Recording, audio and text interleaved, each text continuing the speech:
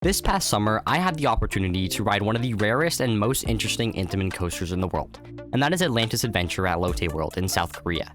This is the one and only Intamin Aquatrax, which is honestly a super cool model. For those of you who are unfamiliar with it, it basically is an Intamin Blitz combined with a water coaster, which on paper sounds insane. It is a launched LSM coaster with smaller cars, and while it doesn't have a direct splashdown element or anything of that regard, I still say it is a water coaster because it has some water features. I kind of hyped up this coaster in my mind going into this trip. It is such a unique experience, and honestly, I heard insane things about it. It has one of the strongest airtime moments in the world and one of the fastest accelerating LSM launches in the world. I was expecting this coaster to blow away every expectation I had for it, but it almost got beat by a family coaster that sits in the same park. Like seriously, Comet Express is so good, I might have to make a separate video on it one day. Anyways, in today's video, I'm going to discuss the Aquatrax model, why Atlantis Adventure was a bit of a disappointment, how it can be fixed, and what the future of the Intamin Aquatrax looks like. So with that out of the way, let's jump straight in. So Atlantis Adventure was the very first coaster of our 21-day trip across Korea and Japan, so the anticipation was pretty high. And the first thing to note about this coaster is the height limit. If you are above 6'2"-ish, then you are kind of out of luck. But don't worry too much. Darren, the editor of this channel, is 6'3". He cut his soles out of his shoes and everything to get on the coaster, and they didn't even check, so you should be good. The line itself is pretty basic, but you get some good views of the structure. The ride itself is presented really nicely. There's a really cool castle that the coaster weaves in and out of. The rock work is well done. It is just really nice to look at. The thing you will notice the most while being on the line is how slow the line moves. Operations across Asia are pretty abominable, so this is no different. The station itself is operated good enough. They have bins for your items, and the operator wears a headset and talks to you while boarding. This is a trend across some parks in Asia, and I actually think it is a really cool and efficient way to communicate with guests. They do load 2 boats at a time, so that helps, but honestly the capacity of this thing just sucks to begin with, and when you combine that with subpar operations, it's just not optimal. The ride starts off with one of the punchiest LSM launches out there. It goes from 0 miles per hour to 46.6 miles per hour in 1.5 seconds, which is just insane. You can really feel the punchiness on it, and with such open terrains, it's a crazy experience. It is the second most powerful LSM launch in the world, so it is no small mark. One thing to note is that this launch doesn't have an immediate kick in it. It is very gradual, but the acceleration is so insane. I don't really know how else to explain it. I highly recommend getting this coaster one day if you can. Now, I knew this launch was coming, but what came next was quite literally insane. From this launch, you basically go into something that's like a top hat, but it's not really a top hat. It's weirdly profiled, but in a good way.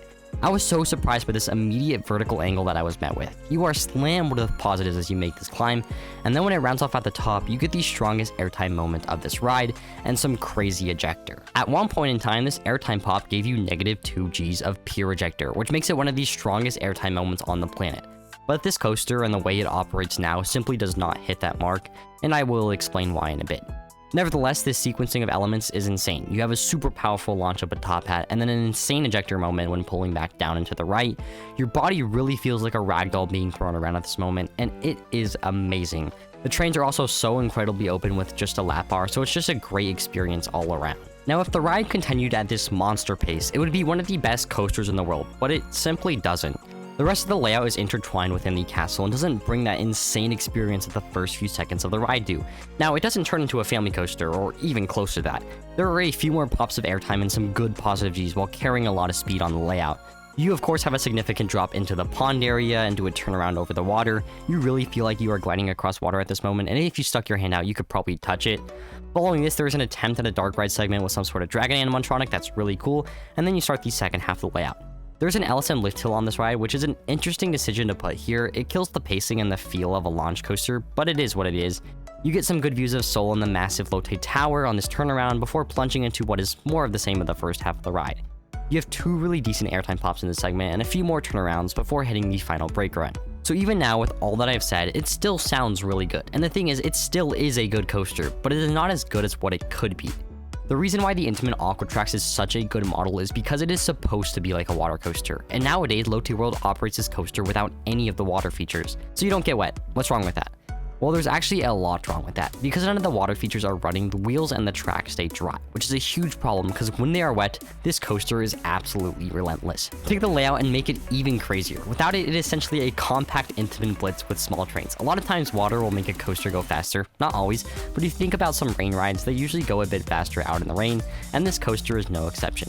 So when everything is wet, you could take the layout and amplify it ever so slightly. And this coaster is borderline insane, and especially the first few seconds, I can't imagine what it would be like with the wet track.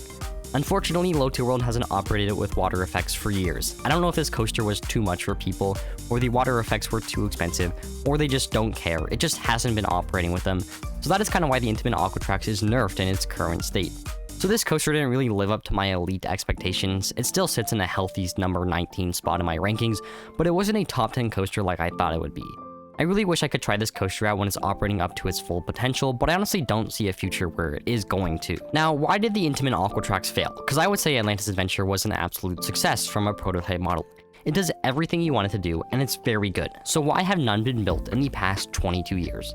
And I honestly don't have a good answer for you. I can give you a plethora of reasons, though none of them are exactly true or right, but here are some theories. First of all, Intamin makes a ton of models, so there are bound to be successes and failures. Secondly, parks who want a standout coaster probably want their coaster to be able to run year-round and not have guests freezing their ass off in what would be like a Christmas event. I think an easy solution would be to toggle the water effects, but still, not very ideal. And then lastly, there's low capacity, which isn't even that bad of a complaint. I think you could operate this with 3 trains at a time and pump through them. It would be better than S&S free spins, better than some Gerstlauers. It wouldn't be horrible. But the main reason I think is why would parks want this? Maverick is essentially a better Intamin Aquatrax, and it shows that you can make a compact Intamin Blitz instead. You don't need all the fancy water elements. If you really want a wet ride at your park, just go all out and buy a mock water coaster or a water ride. You have to commit to one or the other because there is no demand for an in-between ride. From an enthusiast perspective, I am dying to see one of these be built again. I feel like Intamin could improve on what Atlantis Adventure lacks and build a truly elite coaster, but I just don't see it ever happening. If the last 22 years are a testament to what Intamin is going to do with this model, then I just don't see a whole lot of movement at all, and I'm just happy that Atlantis Adventure is able to operate without much problems. At the end of the day, Atlantis Adventure is a fascinating roller coaster and a truly unique Intamin ride. While it didn't completely reach the expectations I had set for it, it still offers a unique experience that's unlike anything else. The first few elements are seriously some of the best moments on any coaster I have ever been on, and that includes rides like Velocicoaster, Egenica, and Airy Force 1. The potential of this model is basically unrivaled, and it's just sad that Intamin discontinued this coaster and that there's literally zero demand from parks for it. So that about wraps up my thought on this ride. It is such a shame to see that there was only one built, but the one that was built is a great ride. And for the final score out of 10, I will give it an 8.5. That's all for today's video, guys. As always, make sure to like and subscribe, join the Discord, link in the description. I'll see you in the next one. Have a great rest of your day. Goodbye.